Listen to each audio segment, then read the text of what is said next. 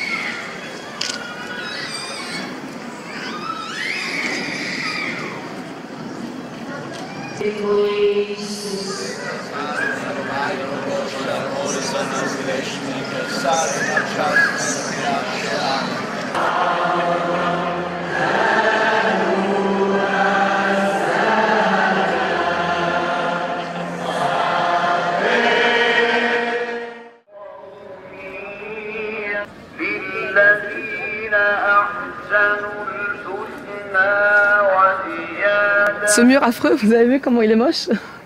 C'est un mur vraiment très laid. Une espèce de gros mur.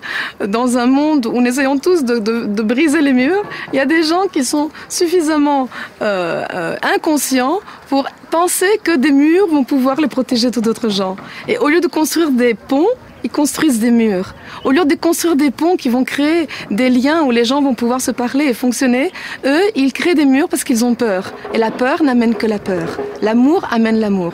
Donc je suis sûre qu'à partir du moment où un nombre suffisant de gens vont commencer à entendre que l'amour amène l'amour et que les murs n'amènent pas la sécurité. Il n'y a aucune sécurité avec un mur, il y a juste plus de peur. Est-ce qu'il va se passer des choses épouvantables? Eh bien, il se passe tous les jours des choses épouvantables. Là, il y a quelques jours, pendant que des gens priaient dans une mosquée, des gens ont fait éclater une bombe, 45 ou 50 morts, 500 blessés.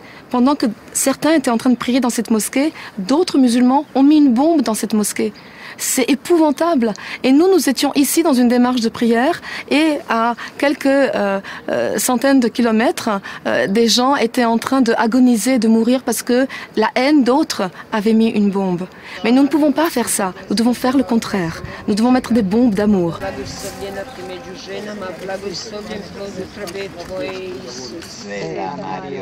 Et alors, une troisième chose qui m'a beaucoup touché, ce sont les moments, les quelques minutes de procession eucharistique, où, même si je regarde surtout